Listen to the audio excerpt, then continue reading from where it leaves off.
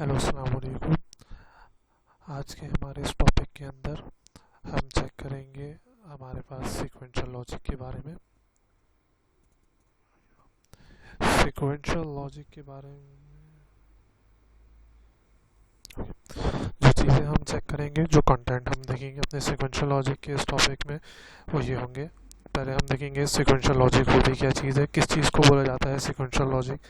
हमारे पास types of sequential logics क्या हैं, एसिंक्रोनस और सिंक्रोनस कौन कौन से सीक्वेंशियल लॉजिक्स होते हैं, उनके सिंबल्स क्या हैं, उनका कैरेक्टरिस्टिक टेबल क्या है या जिसको ट्रुथ टेबल बोलते हैं, उनकी डायग्राम्स क्या है और उनकी टाइमिंग, किस तरह से टाइमिंग डायग्राम को हम चेक करते हैं। ये चीज़ हम अपने इस फ्लिप फ्लॉप के अंदर या इस सीक्वेंशियल लॉजिक सर्किट्स के अंदर इस सीक्वेंशियल लॉजिक सर्किट के पार्ट में चेक करेंगे। स्टार्टिंग के लेक्चर में हमने देखा था हमारे पास combination logic circuits. Combination logic circuits वो थे जो डिफरेंट चीज़ों के कंबाइन करके बनाए जाते हैं। सीक्वेंशियल लॉजिक सर्किट वो सर्किट या वो फॉर्म्स ऑफ सर्किट्स होते हैं जो सीक्वेंस में काम कर रहे होते हैं। सीक्वेंस में काम करने से मुराद ये है कि वो एक दूसरे के सीक्वेंस में, एक दूसरे के लाइन बाय लाइन, एक दूसरे के पीछे अपनी वर्किंग को परफॉर्म कर रहे होते हैं। इनको डिज़ाइन इस तरह से किया जाता है कि ये चेक करेंगे पहले इनसे पहले कौन सी चीज़ आई थी, फिर उसी के सीक्वेंस में, उसी के सीक्वल में या उसी के बाद आने वाली काम को, या उससे पहले अगर रिवर्स प्रोसेस में जा रहे हैं तो उससे पहले आने वाले काम को परफॉर्म कर रहे हो। सीक्वेंशियल लॉजिक और कॉम्बिनेशन लॉजिक में जो फ़र्क है वो इनके इनपुट के प्रोसेसिंग के ऊपर है। कॉम्बिनेशन लॉजिक के अंदर हम चेक कर रहे होते हैं सिर्फ हमारे प्रेजेंट इनपुट को, जबकि सीक्वेंशियल लॉजिक के अंदर हमारे पास एक फंक्शन आता है जिसको हम बोलते हैं मेमोरी। हम सबसे पहले इस मेमोरी के ऊपर वर्क करते हैं, इस मेमोरी को जाके चेक करते हैं। हमारा जो सीक्वेंशियल लॉजिक होता है वो इस मेमोरी के फंक्शन के बेस पे अपने इनपुट्स को प्रोसेस कर रहा होता है। वो पहले जाके चेक करता है कि आपकी मेमोरी में पिछला इनपुट क्या आया था या उसके पिछला प्रोसेस की हुई वैल्यू क्या थी, फिर वो उसी के लिहाज से अपने आने वाले दूसरे इनपुट को प्रोसेस कर रहा होता है। सीक्वेंशियल लॉजिक को इस तरह से भी कहा जा सकता है कि ये एक इस तरह का सर्किट है जो डिपेंड करता है अपने करंट इनपुट को, जो भी करंट वैल्यू प्रोवाइड की गई है, और जो पास्ट वैल्यू थी या पास्ट का जो आउटपुट था उसको। अब अगर हम इसको यहाँ पे देखें,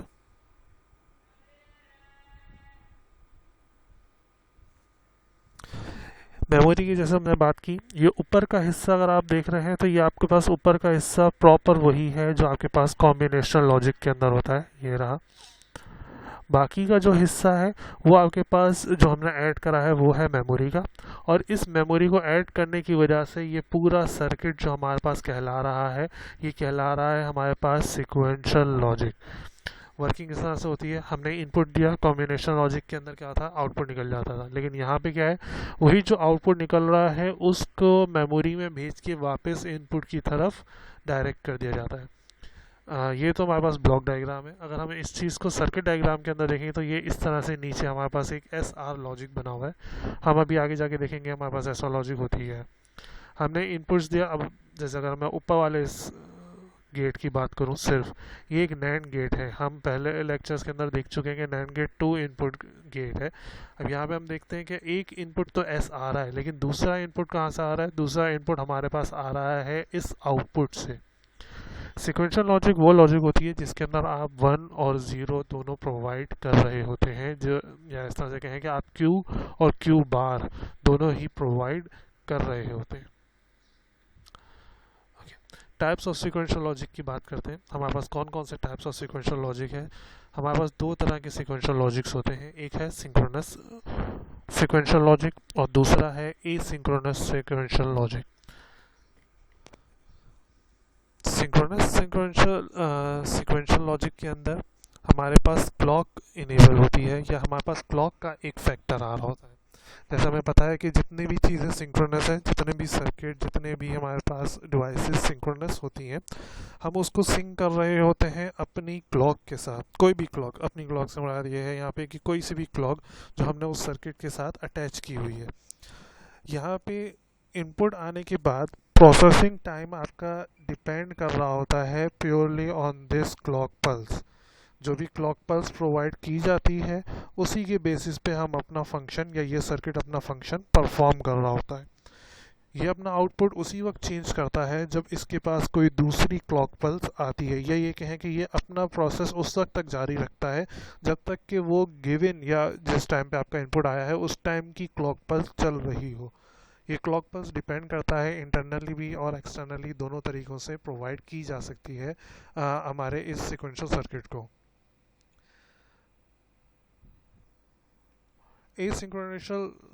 एसिंक्रोनस सिक्वेंशियल लॉजिक्स वो लॉजिक्स हैं या वो सर्किट्स हैं जिनके अंदर हमारे पास क्लॉक पल्स नहीं होती। ये बनिस्बत सिक्वेंशियल लॉजिक के ज़्यादा इजी होते हैं, ज़्यादा फास्ट होते हैं, क्योंकि इनको उस टाइम पीरियड, उस क्लॉक के उस टाइम पीरियड को पूरा करना ज़रूरी नहीं होता। इनका काम क्या होता है, बस जैसे ही इनपुट चेंज हुआ हम फ़ौरन से हमारा आउटपुट चेंज हो जाए। अब आउटपुट चेंज हो जाए डिपेंड करता है कि आपने बीच में प्रोसेस क्या लगाया है, कौन सा फ्लिप फ्लॉप लगाया है, कौन से गेट्स यूज़ करे हैं। उस गेट को, उस लॉजिक को, उस फ्लिप फ्लॉप को देखते हुए ये फ़ौरन से अपना आउटपुट जनरेट कर देता है। हमने ए, यहाँ पे जैसे डायग्राम में हम देख रहे हैं, हमने ए प्रोवाइड करा, वो चेक करेगा कि आपकी मेमोरी में क्या था वाई, और फिर वही चीज़ आपके पास फ़ौरन से जेड में आउटपुट जनरेट कर देगा। जैसे जैसे आप अपना आउटपुट चेंज करते, इनपुट चेंज करते जाएंगे, आपका आउटपुट वैसे वैसे चेंज होता जाएगा। जब हम बात करते हैं कि हमारा आउटपुट चेंज हो जाए या हमारा आउटपुट किसी टाइमिंग डायग्राम के ऊपर, किसी क्लॉक के ऊपर डिपेंड कर रहा हो, तो हमें बात करनी चाहिए, हम बात कर रहे होते हैं अपनी ट्रिगरिंग की। ट्रिगरिंग किसी भी सर्किट को एक्टिव करने के लिए, किसी भी सर्किट का प्रोसेस शो करने के लिए या नेक्स्ट प्रोसेस को एग्जीक्यूट करने के लिए वर्ड यूज़ किया जाता है। इसका मतलब होता है कि किसी भी सर्किट को एक्टिव करना, अलाइव करना, एक्टिव करना। सही है, यहाँ पे जैसे हमारे पास पहली लाइन में लिखा हुआ है, triggering means making a circuit active. किसी भी सर्किट को एक्टिव करने के लिए हमारे पास ये ट्रिगरिंग यूज़ होती है। यहाँ पे हमारे पास जब हम फ्लिप फ्लॉप की बात करते हैं तो दो तरह की हमारे पास ट्रिगरिंग आती है। एक आती है लेवल और दूसरी है हमारे पास एज। जब हम लेवल की बात करते हैं तो हम अपना पूरा हाई और लो लेवल चेक कर रहे होते हैं। हाई और लो लेवल के से मुराद यहाँ पे जैसे आपको यहाँ पे एरो में हाई लेवल ट्रिगरिंग शो की हुई है, ये हाई लेवल है। लो लेवल के अंदर आप इस जीरो लाइन को चेक कर रहे होते हैं। ट्रिगरिंग के अंदर क्या होता है कि जैसे ही ये हाई लेवल आएगा आपका फंक्शन परफॉर्म हो जाएगा, या आपने जो भी प्रोसेस के अंदर चीज़ गिवन है वो उसका आउटपुट रिजल्ट जनरेट कर दिया जाएगा। एज ट्रिगरिंग के अंदर क्या होता है, एज ट्रिगरिंग के अंदर हम एज को देख रहे होते हैं, पॉजिटिव एज या दूसरा वाला जो है हमारे पास नेगेटिव एज। जब जब पॉजिटिव एज आएगा या जब जब नेगेटिव एज आएगा, इसका मतलब ये है कि हमारे पास दूसरी कोई क्लॉक, लेट्स अगर क्लॉक की बात कर रहे हैं तो इसका मतलब ये है कि हमारी कोई दूसरी क्लॉक पल्स यहाँ से स्टार्ट हो गई। अब जब तक कि दूसरी एज नहीं आ जाता वो वाला, या इस तरह से कहें कि जब तक कि दूसरा लेवल नहीं आ जाता वो वाला, हमारा फंक्शन वही चलता रहेगा। लेवल ट्रिगरिंग मोस्टली एसिंक्रोनस में जो यूज़ हो रही थी, जिसमें हम वंस और ज़ीरोज़ को एज अ लेवल ट्रीट करते हुए चल रहे होते हैं, जबकि पॉजिटिव एज ट्रिगरिंग हमारे पास मोस्टली क्लॉक के अंदर, खैर यूज़ तो दोनों में कर सकते हैं लेकिन मोस्टली क्लॉक के अंदर यूज़ कर रहे होते हैं। इसके हम कहते हैं कि भाई जब तक पॉजिटिव एज नहीं आएगा हमारे पास वही आउटपुट चलता रहेगा। ये एज डिपेंड कर रहा होता है हमारे नेक्स्ट प्रोसेस के लिए। ये जो पॉजिटिव एज और नेगेटिव एज हम यहाँ देख रहे हैं, इसको और दूसरे नामों से भी जाना जाता है। सनराइज़ और सनफॉल भी बोला जाता है, फर्स्ट एज और सेकंड एज भी बोला जाता है, वन और ज़ीरो एज भी बोला जाता है, राइजिंग और फॉलिंग, सनराइज, सनफॉल, इस तरह से बहुत सारे इसके डिफरेंट नेम्स आते हैं।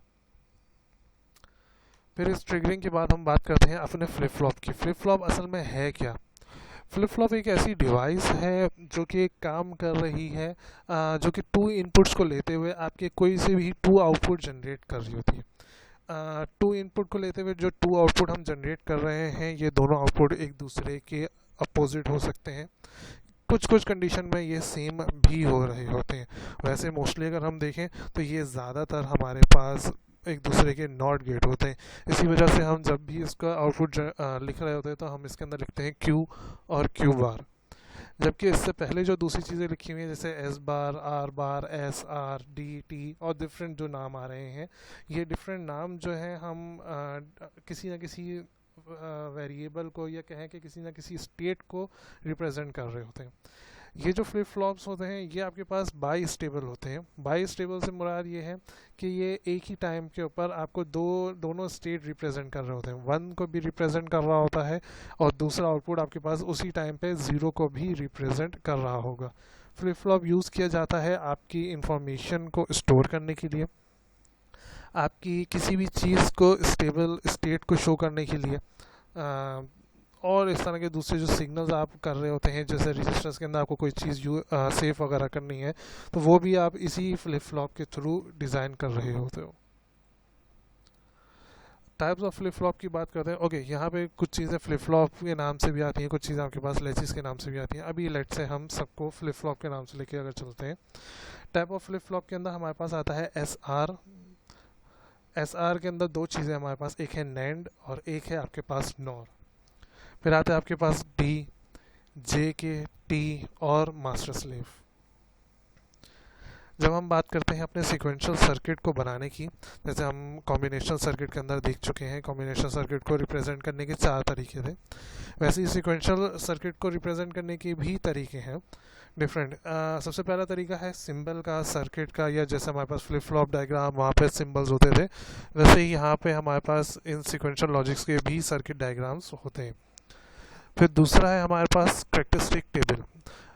जब हम कॉम्बिनेशन लॉजिक की बात करते हैं तो हम बात कर रहे होते हैं, या हम बोलते हैं कि हम ट्रुथ टेबल के ऊपर वर्किंग कर रहे हैं। वहाँ पे ट्रुथ टेबल इसलिए बोला जाता है कि जो भी इनपुट आता है हम उसी को प्रोसेस करके आउटपुट निकाल देते हैं, तो ट्रुथ वैल्यू दे रहा होता है एट दैट पॉइंट। उसके अंदर कोई चेंजेस किसी चीज़ से कंपेयर नहीं किया जा रहा होता। यहाँ पे हम कैरेक्टरिस्टिक टेबल इसलिए बोल रहे हैं कि इस टेबल को हम depend on the character of that circuit design करते हैं। हम देखते हैं कि उस सिक्वेंशियल लॉजिक की क्या कैरेक्टरिस्टिक है, जो भी उसकी कैरेक्टरिस्टिक होती है, जो भी उसकी खासियत होती है अपने सिग्नल को प्रोसेस करने की, हम उसी हिसाब से उसके टेबल को डिज़ाइन कर रहे होते हैं। क्योंकि यहाँ पे चेक किया जा रहा होता है उसकी मेमोरी, तो हम यहाँ पे मेमोरी को देखते हुए उसके कैरेक्टरिस्टिक टेबल को डिज़ाइन करते हैं। फिर आपके पास आता है timing diagram. Sequential logic mostly बहुत ज़्यादा अच्छी होती है जब आप फीडबैक वगैरह के ऊपर काम कर रहे हो। लेट से कि आपने कोई एक सर्किट बनाया है और आपने अपना जो आउटपुट है उसको फिक्स रखना है कि भाई मुझे लेट से कि 5 वोल्ट या 10 वोल्ट ही प्रोवाइड करना है अपने सर्किट को। तो जो आप एक मेमोरी, एक फीडबैक, एक एरर वापस प्रोवाइड कर रहे होते हैं अपने इनपुट को, वो आपके पास एक सिक्वेंशियल लॉजिक की एग्जाम्पल के अंदर आ सकती है चीज़, जहाँ पे ये बताया जा रहा होता है कि आपने इतनी चीज़ कम या इतना आउटपुट आपका कम प्रोवाइड हो रहा है, तो फिर आपका इनपुट उसी हिसाब से और ज़्यादा बढ़ जाता है। लेट्स से कि मुझे 10 वोल्ट चाहिए आउटपुट पे, मैं इनपुट में 11 वोल्ट देता हूँ, लेकिन प्रोसेसिंग में 3 वोल्ट यूज़ हो जाता है। अब जब आपके पास आउटपुट निकल कर आता है तो आपके पास आउटपुट आ रहा होता है 8 वोल्ट, लेकिन मुझे तो 10 वोल्ट चाहिए। तो आप एक मेमोरी के अंदर या आप एक फीडबैक के अंदर वापस प्रोवाइड करते हैं कि -3 और चाहिए। वो -3 फिर आप उसको पॉजिटिव के अंदर कन्वर्ट करके या आप उसका नॉट निकाल के हम ऐड कर देते हैं अपने इनपुट में। अब जो हम पहले 11 वोल्ट दे रहे थे, अब हम 14 वोल्ट प्रोवाइड करना शुरू कर देंगे, या अब हम 13 वोल्ट प्रोवाइड करना शुरू कर देंगे, जो कि -3 होने के बाद हमारे पास 10 वोल्ट बन रहा होगा। हम बात करते हैं अपनी इन टाइप्स की। सबसे पहले हमारे पास आता है S R NAND gate. S R NAND gate के अंदर एस आर नैंड गेट के अंदर हम नैंड गेट का यूज़ कर रहे होते हैं, इसलिए हम इसको नैंड गेट बोल रहे होते हैं। ऐसा नैंड गेट को हम नैंड गेट इसलिए बोलते हैं या ऐसा नैंड इसलिए बोल रहे होते हैं क्योंकि हमने इसके अंदर नैंड गेट का यूज़ किया होता है। जैसे यहाँ पे आप देख रहे हैं दोनों नैंड गेट हैं। हमने क्या करा, एस यहाँ पे शो करता है सेट को। इसका फंक्शन होता है किसी भी चीज़ को ऑन करना या वन करना। आर शो कर रहा होता है आपके रीसेट को। रीसेट का फंक्शन यहाँ पे या कहेंगे वैसे जो है वो है आपके किसी भी फंक्शन को या किसी भी सर्किट को, जो भी आपका इनपुट आ रहा है उसको ज़ीरो करना या उसको ऑफ कर देना।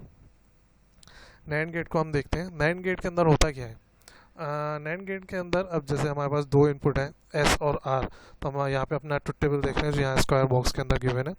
एस और आर हमारे पास इनपुट है और ये मेरे पास आउटपुट जो इस लाइन के अगेंस्ट में इस लाइन के बाद लिखा हुआ है। दो इनपुट हैं तो यकीनन 2 की पावर n के लिहाज से हम चेक करेंगे 1 0 1 1 1 0 1 1 2 1 2 0 या 2 0 2 1, वो आपकी मर्जी है, आप किस तरह से उसको लेके चल रहे हैं। अब अगर मैं इसके लिहाज से बात करता हूँ तो इसकी करेक्टरिस्टिक है क्या। नैंड गेट की करेक्टरिस्टिक ये है कि जब भी इनपुट के अंदर दोनों चीज़ें 1 हो जाएं, जब भी इनपुट में दोनों चीज़ें 1 हो जाएं, सेट बी और रीसेट बी, ऐसी सिचुएशन हमारे पास आउटपुट नो चेंज होता है। ये इसको अदर वर्ड के अंदर हम बोलते हैं मेमोरी, MEMORY, इसको हम बोलते हैं मेमोरी। जैसे यहाँ पे हम लिखा हुआ है can be use for data storage. ऐसी स्टेट जब आपके पास सेट और रीसेट दोनों 1 हो तो हम चेक करते हैं कि हमारी मेमोरी के अंदर पहले क्या स्टेट थी। अगर पहले ऑन था तो अभी भी हमारा सर्किट ऑन रहेगा, अगर पहले हमारे पास ऑफ था तो अभी भी हमारा सर्किट ऑफ ही रहेगा। इसके अंदर हम चेक कर रहे होते हैं मेमोरी। फिर दूसरा आपके पास जो आती है वो आता है जब आपके पास सेट 0 हो और रीसेट 1 हो जाए। जब आपके पास सेट 0 हो और रीसेट 1 हो जाए, ऐसी सिचुएशन में हम Q को 1 कर देते हैं और Q बार, जाहिर बात है अगर Q हमारे पास 1 है और इसका मैं नॉट निकालूंगा तो Q बार ऑटोमेटिकली मेरे पास क्या हो जाएगा 0। यहाँ पे एक ही इनपुट लिखा हुआ है Q या Q बार, दोनों इनपुट एक साथ नहीं लिखे हुए, अज्यूम किया जाता है, या अज्यूम नहीं, हमारे पास कहेंगे कुछ वैल्यूज़ डिफाइंड है कि अगर Q 1 है तो Q बार यकीनन 0 होगा। वैसे ही इसको अगर हम अपोजिट कर लेते हैं, ये दोनों एक दूसरे के अपोजिट हैं, 1 0, अब सेट को हमने 1 कर दिया और रीसेट को 0 करा है। ऐसी सिचुएशन में Q हमारे पास 0 है तो यकीनन इसका नॉट हमारे पास क्या हो जाएगा 1, इसका नॉट हमारे पास क्या हो जाएगा 1। अब अगर आपके पास दोनों स्टेट 0 हैं तो इस स्टेट को हम बोलते हैं इनवैलिड स्टेट, या ऐसी स्टेट्स को हम यूज़ नहीं करते, या इस तरह से कहें कि ऐसी स्टेट को हम क्रॉस कर देते हैं।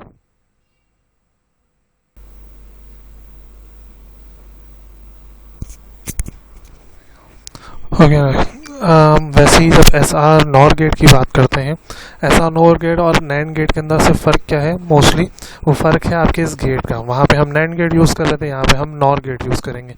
वैसे ही हमारे ट्रुथ टेबल के अंदर भी थोड़ा सा फ़र्क है। जो ट्रुथ टेबल ये है, अगर याद करने का आसान तरीका समझें तो यही ट्रुथ टेबल अगर आप रिवर्स फॉर्मेट में लिखेंगे तो वो सेम यही चीज़ हो जाएगी।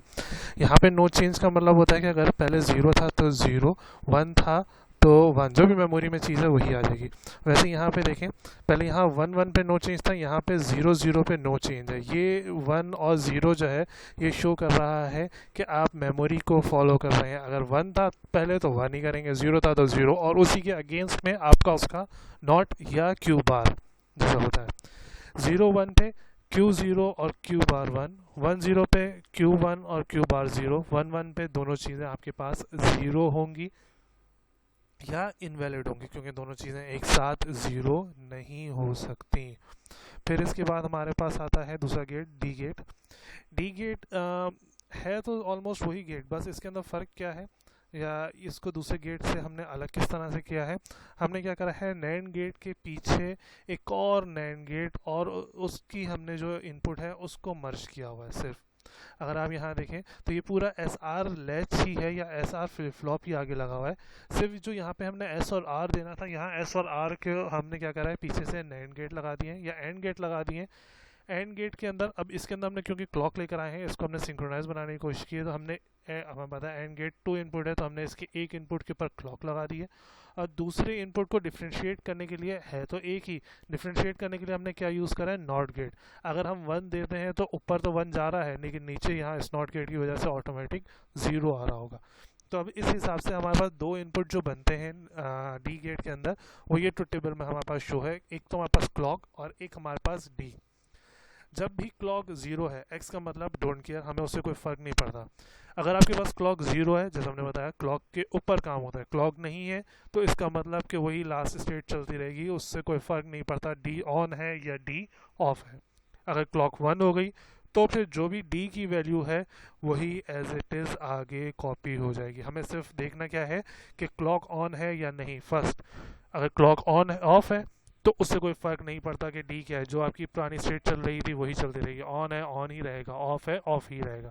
अगर क्लॉक वन हो गई, क्लॉक ऑन हो गई, तो फिर आप अपने इस इनपुट को फॉलो करोगे जो आप इनपुट न्यू प्रोवाइड कर रहे होगे उसको।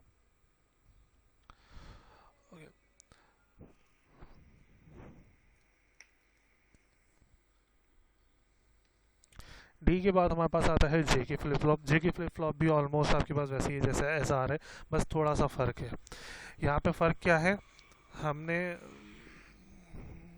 अपनी वैल्यू को जो वहाँ पे हम डी को दे रहे थे या जो हम अपने इनपुट्स दे रहे थे, हम वहाँ पे क्लॉक दे रहे थे। अब हमने क्लॉक यहाँ पे अलग से दी हुई है और हमने जो क्यू और क्यू बार है इसको उठा के हम आउटपुट में ले आए हैं, इनपुट में ले आए।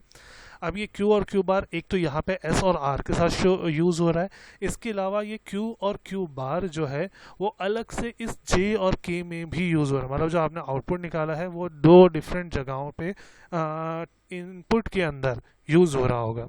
इसके अगर हम ट्रुथ टेबल की बात करें तो ट्रुथ टेबल के अंदर जब ये क्लॉक इस एरो का मतलब है जो ऊपर जा रहा है, इसका मतलब है ऑन। जब जब क्लॉक ऑन होगी इसका मतलब ये है कि आपका जे के फ्लिप फ्लॉप चलेगा। जब जब क्लॉक ऑफ होगी हमारा जे के फ्लिप फ्लॉप ज़ीरो रहेगा या जो पुरानी स्टेट थी वही रहेगी। ओके, अब हम इसको देखते हैं। लेट्स से हमारे पास क्लॉक ऑन है हर कंडीशन में, जे के अंदर 0 0 आएगा तो क्यू नॉट और Q not bar, Q not से मुराद जो पहले, क्यू नॉट से मुराद है जो पहले थी। यहाँ पे देखेंगे क्यू कुछ नहीं लिखा हुआ, मतलब क्यू वन है। नॉट का मतलब जो पुरानी स्टेट थी, जो मेमोरी थी। तो हम क्या करेंगे, जो भी क्यू की मेमोरी थी वही यहाँ पे कॉपी कर देंगे, क्यू बार की मेमोरी थी वो यहाँ पर कॉपी कर देंगे। वैसे अगर हम इसको 0 1 करते हैं, के को 1 कर देते हैं तो क्यू बार 1 हो जाएगा, क्यू 0 हो जाएगा। जे को 1 करते हैं तो क्यू 1 हो जाएगा और क्यू बार 0। 1 1 करते हैं, वहाँ पे हमारे पास 1 1 नॉट असाइन था या हम कहें कि नॉट यूज था। यहाँ पे हम टोगल करते हैं। टोगल का मतलब है इन्वर्ट करना, चेंज करना। वैल्यू 1 थी तो 0 कर देंगे, 0 थी तो 1 कर देंगे, दोनों क्यू में भी और क्यू बार के अंदर भी हम यही काम यूज़ कर रहे होंगे। फिर इसके बाद हमारे पास आता है टी। टी हमारे पास ऑलमोस्ट वही है जो हमारे पास डी का होता है, बस फ़र्क क्या है, हम डी को यूज़ कर रहे थे नैंड और नॉर से, या इस तरह से कहेंगे एस आर के थ्रू। यहाँ पे जो हम टी यूज़ करेंगे वो हम यूज़ कर रहे होंगे जे के थ्रू।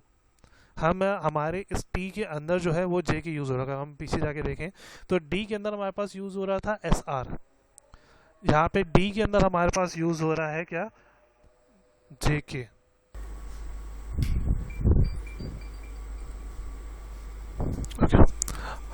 हम टी फ्लिप फ्लॉप को देख रहे हैं। टी फ्लिप फ्लॉप हमारे पास वर्किंग कर रहा होता है। इसका हाफ काम जो है वो आपके पास जेके के ऊपर, जेके की वर्किंग के ऊपर होता है। जैसे आप यहाँ इसका हाफ काम देख सकते हैं, सॉरी ये जो इसका हाफ काम है। बस पीछे हमने क्या काम किया होता है वही टी वाला हमने क्या किया होता है, एक यहाँ पे सिग्नल प्रोवाइड किया होता है, दूसरा सिग्नल हमने नीचे प्रोवाइड किया होता है विद नॉट गेट। अगर हम इसके ट्रुथ टेबल को देखेंगे तो ट्रुथ टेबल के अंदर क्या है, हमारे पास टी और क्यू बार प्रोवाइड है। टी 0 है तो क्यू जो है हमारे पास, ये क्यू बार जो है वो क्यू हो जाएगा। टी 1 है तो ये चीज़ क्यू बार हो जाएगी। जे के का ही पार्ट है, वो जे के पार्ट के अंदर जो बीच वाला हिस्सा है हमने इसको ख़त्म कर दिया, हमने इन दो बीच वाले हिस्सों को यहाँ पर ख़त्म कर दिया। फिर जेके के बाद हमारे पास बारी आती है मास्टर एंड स्लीव की। मास्टर एंड स्लीव वर्किंग कर रहा होता है, या कहें कि मास्टर और स्लीव जो है ये दो लैचेस के ऊपर काम कर रहा होता है। दो जे के फ्लिप फ्लॉप्स को हमने आपस में जोड़ा हुआ होता है और इनको ज्वाइन करने के लिए हमने यूज़ किया होता है नॉट गेट। हम क्या करते हैं, हमने काम वही करा होता है, हम एक से सेट प्रोवाइड कर रहे होते हैं, एक से रीसेट प्रोवाइड कर रहे होते हैं और एक पिन हम क्लॉक पे देते हैं। हमारा जो मेन डिफरेंस आता है वो इस क्लॉक के ऊपर आता है। हमने क्या करा होता है, क्लॉक के अंदर एक क्लॉक हमने फर्स्ट को दी होती है जो कि हमारे पास मास्टर को डिफाइन कर रहा होता है, और दूसरी क्लॉक हम देते हैं स्लेव को, या जो दूसरा हमारे पास जे के फ्लिप फ्लॉप है उसको। लेकिन इन दोनों के बीच में या इन दोनों को जो क्लॉक प्रोवाइड हो रही होती है उनको हम डिफ्रेंशिएट कर रहे होते हैं with respect to this NOT gate. अगर आपके पास, इससे क्या होता है, अगर आपके पास मास्टर चल रहा है तो स्लेव ऑटोमेटिक ऑफ होगा, अगर स्लेव चल रहा है आपके पास तो आपके पास मास्टर ऑटोमेटिकली ऑफ हो जाएगा। इस मास्टर स्लेव के बाद हम देखते हैं कि हमारे पास टाइमिंग डायग्राम क्या होती है, या जो हमारे पास थर्ड पार्ट है किसी भी फ्लिप फ्लॉप को शो करने का, उसके अंदर हमारे पास वर्किंग कैसे होती है। टाइमिंग डायग्राम को समझने के लिए हम सबसे पहले कॉम्बिनेशनल की टाइमिंग डायग्राम देख लेते हैं। अगर आपको ये समझ में आ जाती है तो आप इजीली किसी भी लैच की टाइमिंग डायग्राम बना सकते हैं। लेट से हमारे पास एक नैंड गेट दिया हो, क्योंकि अभी हम देख रहे हैं कि मोस्टली हमारे पास गेट नैंड और नॉर, या कहें कि यूनिवर्सल गेट्स के ऊपर यूनिवर्सल गेट की मदद से बने हुए हैं। तो लेट से हम एक यूनिवर्सल गेट को ही देखते हैं, नैंड गेट, जो कि ये है। नैंड गेट का जो आपके पास इक्वेशन है वो है f equals to x multiply by y bar, x multiply by y bar. यहाँ पे सिर्फ एक छोटा सा डैश लगा हुआ है, ये डैश कॉम्प्लीमेंट को शो कर रहा है। हमने नॉट गेट एंड गेट को इन्वर्ट किया हुआ है। एंड गेट के अंदर क्या होता है, सिर्फ आखिर में 1 होता है। यहाँ पे हमने ऊपर के 3 1 और आखिर को 0 किया हुआ है। हमने इनपुट के साइकिल बनाया, यहाँ पे साइकिल इस तरह से डिवाइड होता है कि एक साइकिल आया। अब क्योंकि हमारे पास क्लॉक नहीं है जिसके अगेंस्ट में हम साइकिल बनाए, तो हमने एक लेट से इनपुट के लिहाज से ही यहाँ पर हमने साइकिल बनानी है। एक साइकिल, ये दूसरा साइकिल हो गया हमारे पास, फिर हमारे पास ये तीसरा साइकिल हो गया, लेट से ये चौथा साइकिल हो गया हमारे पास यहाँ पे, इस तरह से। अब हम इसको अगर देखते हैं तो हमारा जो पहला साइकिल है, हमारे पास इनपुट भी 0 और दोनों इनपुट 0 हैं। जब भी दोनों इनपुट 0 होंगे आउटपुट क्या आएगा, 1। आउटपुट 1 आ गया। दूसरी उसकी बात करते हैं, एक इनपुट 0 दूसरा इनपुट 1, आउटपुट क्या आ गया, 1। एक इनपुट 0, ये दूसरा वाले लाइन को शो कर रहा है, दूसरा इनपुट 1, आउटपुट क्या हो गया आपके पास, 1। तीसरे सर्किल की बात करते हैं, तीसरे सर्किल में एक 1 x1 है, y 0 है, आउटपुट क्या हो गया आपके पास, 1। ये तीसरे वाले को शो कर रहा है, x1 y 0 और आउटपुट हो गया 1। हमने इस आउटपुट को 1 यहाँ पर शो किया हुआ है। फिर चौथा इनपुट आता है, जब दोनों 1 थे तो हमारा आउटपुट क्या हो गया, 0। जब हमारे पास दोनों 1 थे तो आउटपुट हमने क्या कर दिया, 0। अब इसको हम बना कैसे रहे हैं या हम इसको लिख कैसे रहे हैं, हम वो देख लेते हैं। हमने क्या किया है, अगर हम सिंपल सी बात करें, हमने करा क्या, हम देख रहे होते हैं कि हमारे पास इन दोनों के लिहाज से क्या हमारे पास आउटपुट आना चाहिए। हम गए कैरेक्टरिस्टिक टेबल में या ट्रुथ टेबल के अंदर, हमने देखा आउटपुट 1 आना चाहिए। 1 शो कर रहा होता है ये ऊपर की लाइन। जब भी आप ऊपर लेके जाएंगे, जो आपके पास हाई ग्राफ आ रहा है या ये जो आपके पास पॉजिटिव लेवल ऊपर की तरफ जा रहा है, ये आपके पास 1 को शो कर रहा है। और ये जो नीचे आपके पास एक लेवल आपने बनाया हुआ है, ये वाला, ये आपको शो कर रहा है 0 को। तो आपने देखा कि जैसे ही आपके पास 2 0 आ रहे थे, आपका आउटपुट क्या हो गया, 1, जो कि इस फर्स्ट वाले को शो कर रहा था। अब यही चीज़ अगर हम देखते हैं अपने इसके ऊपर, क्या कहते हैं, फ्लिप फ्लॉप के ऊपर, एक SR फ्लिप फ्लॉप है नॉर गेट का। नॉर गेट के यहाँ पे साइड में हमारे पास ट्रुथ टेबल भी बना हुआ है। ट्रुथ टेबल के अंदर हमारे पास गिवन है, अगर आपके पास दोनों चीज़ें 0 हैं तो जो भी आपके पास चीज़ थी, 0 था तो 0, 1 था तो 1, नो चेंज के साथ आपने उसके ऊपर वर्किंग करनी है। आपके पास SR 0 हो जाए, S0 R1 हो जाए तो Q0 R1, या आप कहें कि एज इट इज़ वही चीज़ इसके अंदर कॉपी पेस्ट होगी। 1 0 था तो 1 0, 0 1 था तो 0 1, 1 1 के ऊपर बस आपने ख्याल रखना है कि आपने दोनों चीज़ों को क्या कर देना है, 0 कर देना है। अब हम इसी चीज़ को देख लेते हैं।